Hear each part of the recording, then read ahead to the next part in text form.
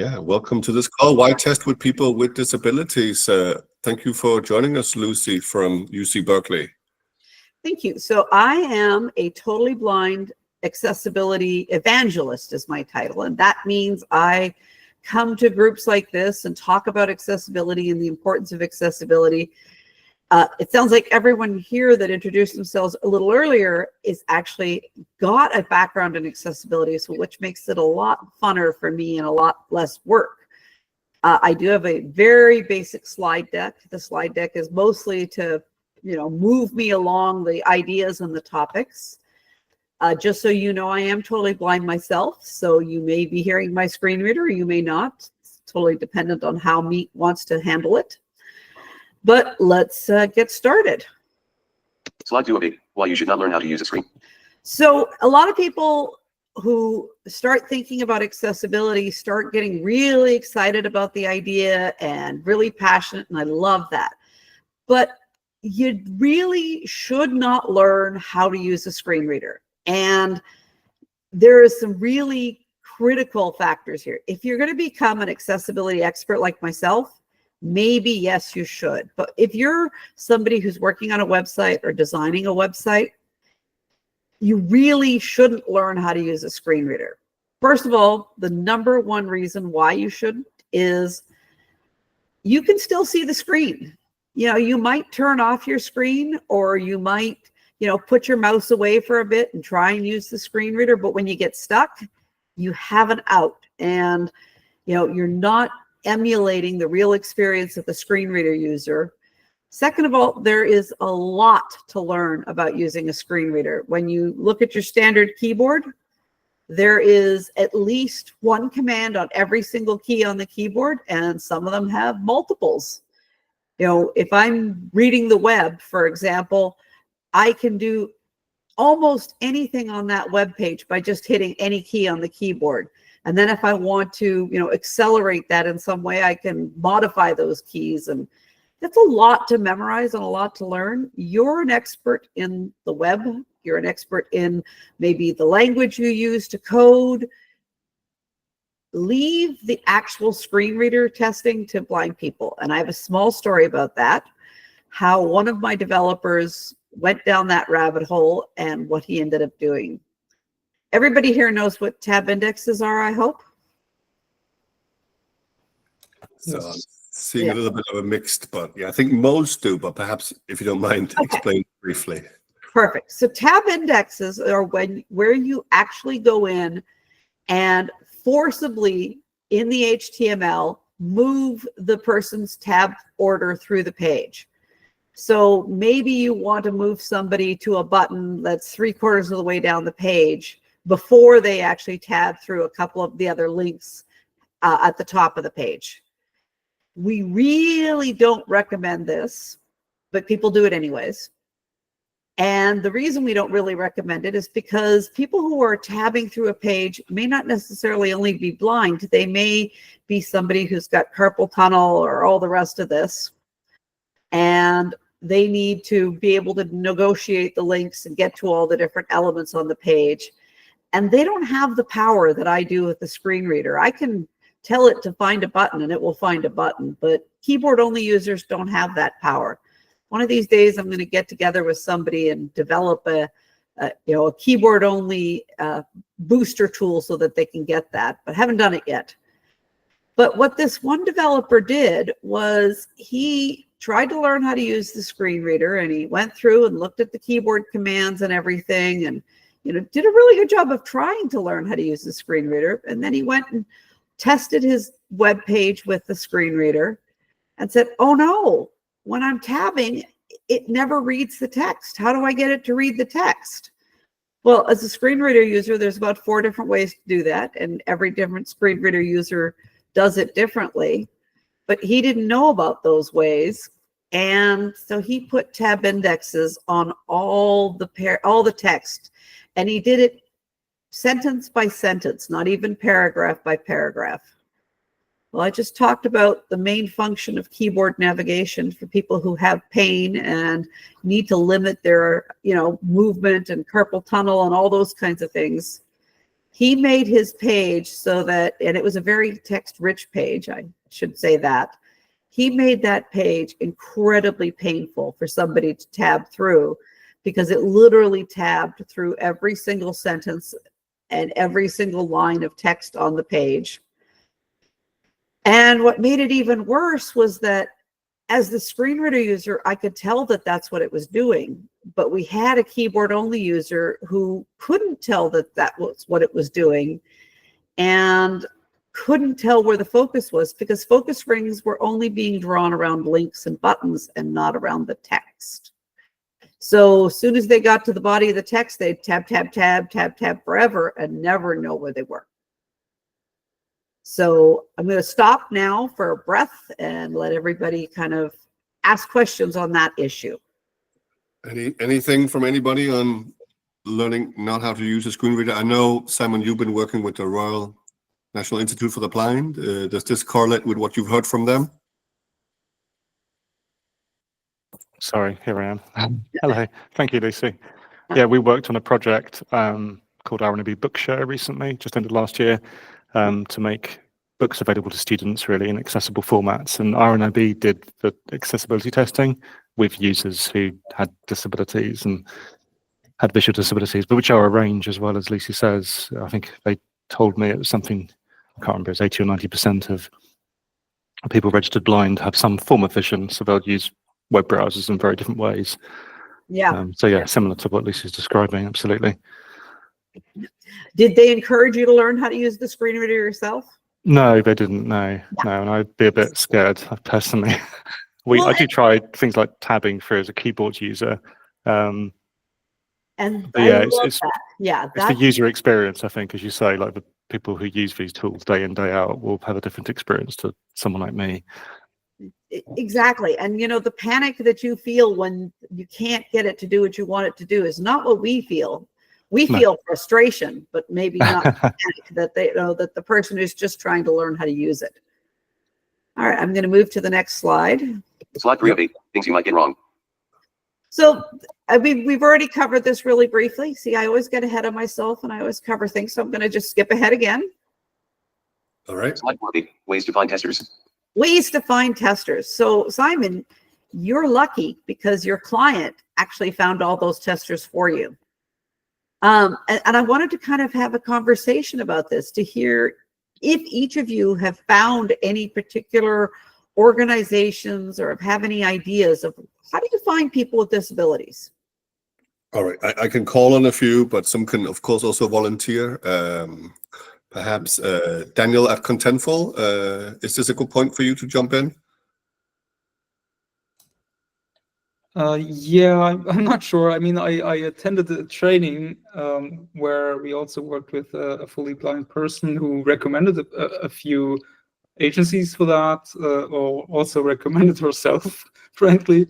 But other than that, I wouldn't necessarily know how to go about it. All right, that's fair. Anybody else wants to semi-volunteer input, experiences, things that have worked or things that have not worked? Simon?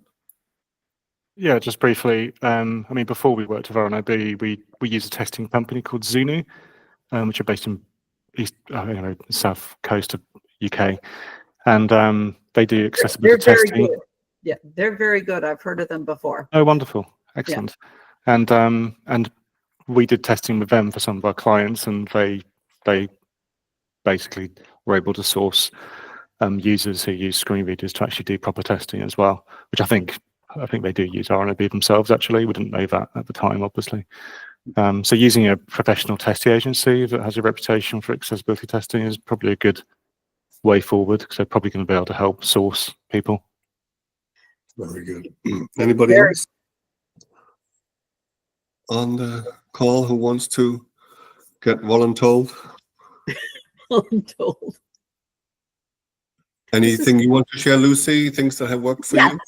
Yes. So RNIB is a great resource for anybody in the UK, and I think they actually will help people in Europe as well, since your time zones are good.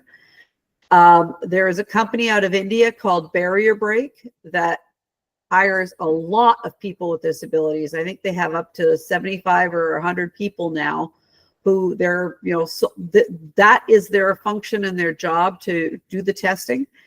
However, you need to be very clear on what you want tested, and you have to be really clear on what the workflows are, the user experiences that you want the person to go through, because, otherwise they'll just, review all the links on the page, and that's what they think you want. So be very clear with them. There is a nonprofit here in the US who works internationally called Nobility, and their website is nobility.org.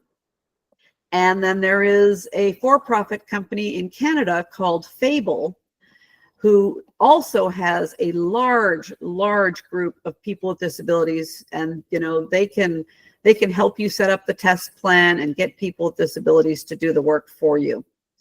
It's so those are just the few of the organizations that I would recommend. RNIB, like I said, was really good. Do some research in your local area. Find out if there are agencies that serve people with disabilities. And mostly nowadays, these agencies are very specialized. So RNIB is blind people, maybe deaf-blind people as well. Maybe there is an organization for people with cerebral palsy. These are great resources to go to. The one mistake that a lot of companies do, and I don't think anybody on this call would, because you're already very proactive, don't expect them to do it for free. You've got to pay for the work, because 90% of the time people will come to you and they'll offer their services for free. But this is a very traditionally unemployed community. I mean, there are different statistics depending on what day you look at the world statistics. One says 60%, one says 70%, one says 75% of people with disabilities are unemployed. By having us use our skills that we already have and paying for it, you're helping that number, go down, and you're helping people, feel value for their own worth. How does everyone feel about those ideas? I've got one other idea, but I want to kind of get feedback from everyone. Thank you so far. And Simon put in the chat the name Sunu of the UK agency that was recommended. Any other feedback, comments so far? I like to point also. So you go. One challenge we have in finding testers is that we're developing professional software that requires a certain skill set already, and understanding our software is hard enough if you see and if you don't have any disabilities. So I wonder how to go about finding people who would actually be able to work with that piece of software and testing it properly.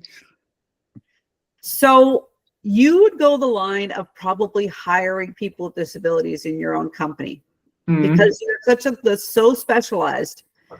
And what you can do is there is a website called A11Y Jobs. And, in there you can actually, post for a position for a professional tester. You may or may not get people with disabilities. I can't tell you to discriminate and only hire people with disabilities, but you can say, experience with a screen reader, is valuable.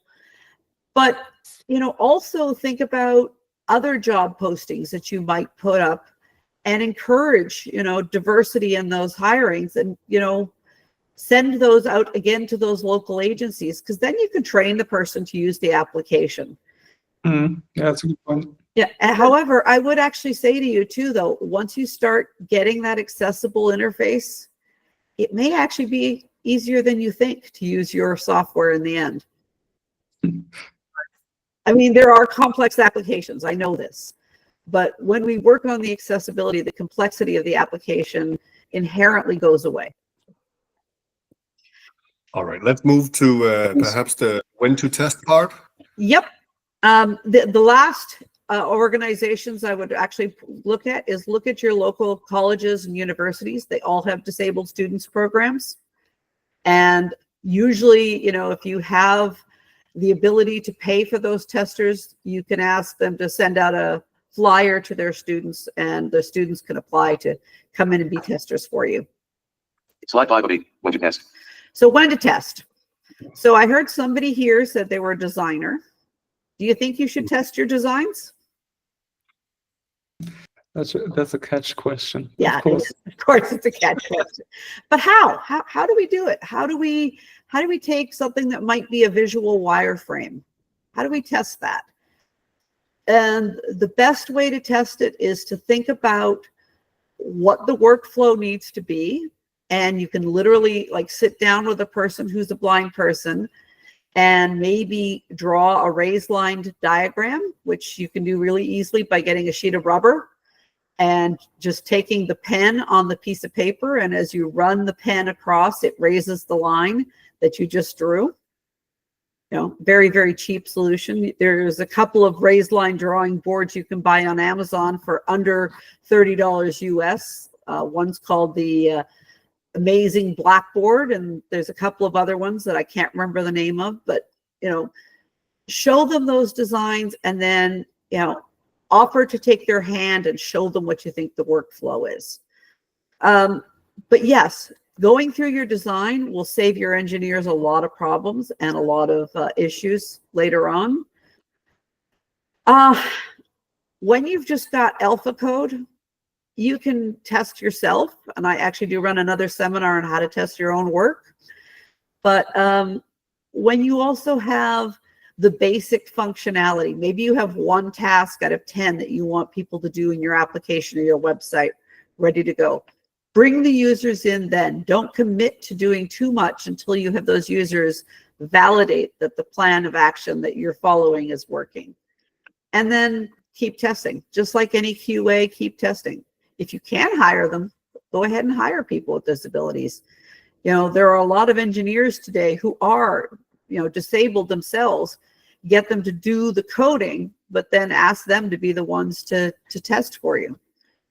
As Microsoft said once, many years ago, it's pretty hard for a team working on a video player to forget about captions when one of the engineers on that team is deaf or hard of hearing.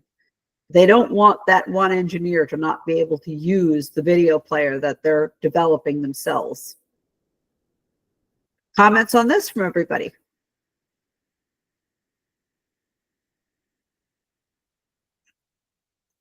All right, we can move on. Slide 6 of 8. Who should be in the room? Who should be in the room when you're testing? This is a really critical one. This is one that I find everybody fails at. At the very least, you should record your testing unless your subject is objects to that recording. But it's really key if you've got an expert tester, for example, like myself coming in, to have somebody on the team who's familiar with the code and the back end of it, to be there and get that empathy push of that person struggling to do the work.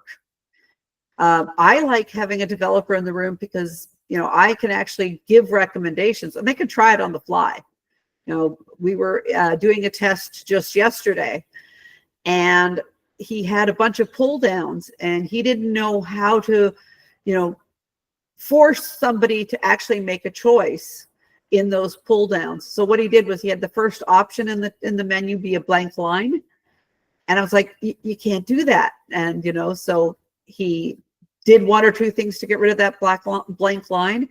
And, you know, he made the fix in under 10 seconds. And I was able to test and say, yep, that works properly now.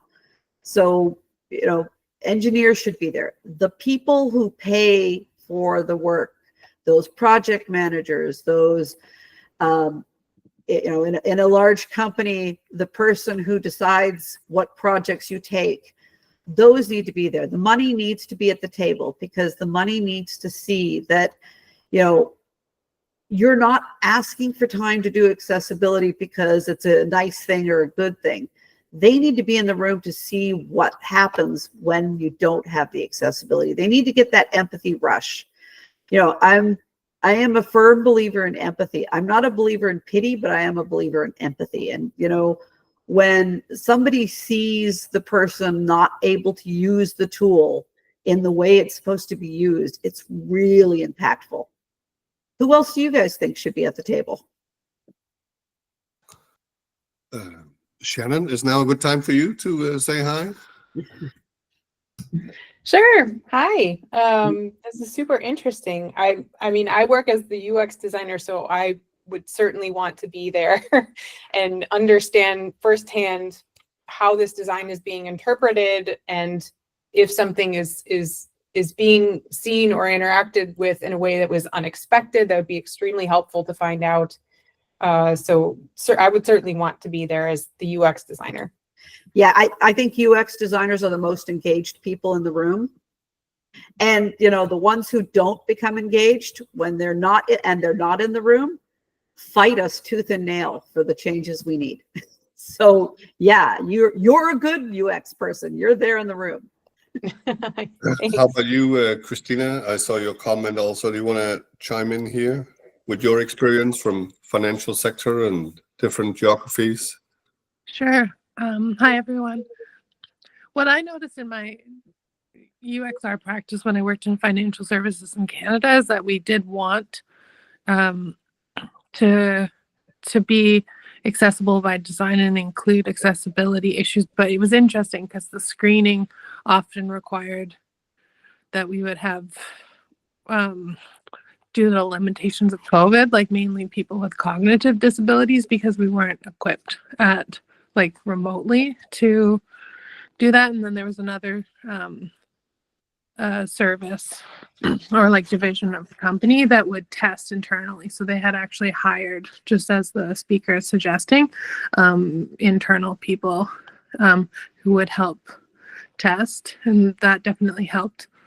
Yeah, I think that it's what I noticed from my UX research peers is that there was a little bit of a hesitancy, like how do we, maybe you can give advice, like how do we be empathetic but also like understand needs when we've never necessarily worked with disabled populations. For me, I had worked with accessibility issues before, so I really enjoyed working with people with disabilities, but I'm curious if you have any advice for anyone who's sort of concerned about being not politically correct or like saying the wrong thing. Like, how do we do it gracefully? Yeah, and it's a, you know, 99% of inaccessibility is lack of awareness. I mean, people don't come to work in the morning saying, I'm going to create an inaccessible application. They just have very little awareness. Like you said, they might be afraid of being politically incorrect. You know, there is a lot of organizations that you can turn to help teach people that awareness and help people gain that awareness. You've got to make sure that the organization is actually going to help if in those seminars that you might run by bringing real people with disabilities. We don't want people to think a life of a person with a disability is a horrible thing, which some of these, what they call empathy labs do, is they put you in a situation, they turn off the screen and they say, okay, fill out this website. And, you know, you don't have any idea how to do that, but actually watching the blind person fill out the website instead gives you a lot more empathy for the struggles they have, but the fact that, you know, there is a way to get through. Again, Fable in Canada is a really good resource to do that. They have amazing people to teach accessibility, but they also have people who can come in and do disability awareness. The CNIB in Canada has employment counselors who can help you find somebody maybe with the skill set that you need to do the testing. All right. Thank you, Lucy. Thank you, Christina, Shannon. All right, I'm going to move to the next slide. Slide 7 of 8. Questions. All right, so this is just a general. I mean, I didn't want to go too deep today because I knew we only had 30 minutes, but what kind of questions do you guys have? Like what have I missed? Any additional questions? I think Lucy is also very open to feedback. This is the part also when we meet in person, kind of an opportunity. Like Christina said, if there's something here you've been uncomfortable with, here is a good forum to ask it. Exactly. Yeah, the 100%. All right, let's go to Switzerland. Laura.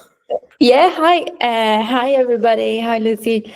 I actually have a question, something I've been playing with around with. So I work for Magnolia. We are a DXP software provider. And I have been recently turning my attention into accessibility for a bit obvious reasons. We are strong in the EMEA market. So I want to be ready for this year in helping, raising accessibility standards. And my question for you is really close to the last topic. So when we say politically correct or how do we do it gracefully, we talk about contacting an agency to find people to test with. But I feel I have an opportunity with my clients and authors who work in the public sector and who might have within their own companies someone who could help us. But so far I've been a bit hesitant to reach out directly and find them, and I can't explain you why. But maybe just your personal opinion, would that be I mean, wrong or... Yeah. There is a really fine line between tokenizing somebody, which, when I say that, I mean, you're going to them because they're the only blind person and, they've got to know how to do it. And valuing their knowledge and their skill set as a person with a disability. And yeah, I mean, it is very difficult to think about ways to do that. And, your client may not actually have people in their agency with disabilities. I mean, there's statistics that say it's 1.5 billion people have disabilities around the world. But again, 75% of those or 70% of those people aren't employed. So that leaves us with a very little amount of people in those agencies that might have disabilities. You've got to approach it like this person is valuable and I value the work that they might help me do. It's, as long as you approach it like that, people with disabilities love helping as long as they're valued. Fantastic. Thank you. Thank you, Lucy. Thank you, everybody who took the time to join this call in the early morning, in the late afternoon, in between. Really appreciate it. Thanks, Lucy, for getting us started with a new year of learning and networking. I really appreciate it. I love this. Thank you. Thanks for being a part of it. That's all we had. As usual, I'll share the recording and the notes afterwards, the links to these agencies, an explainer about tab index and raised line board and other things that we learned here. Thank you once again. That's all we had. See you next time. All right. Take care, everybody. Thank Thank you you. very much. Bye-bye.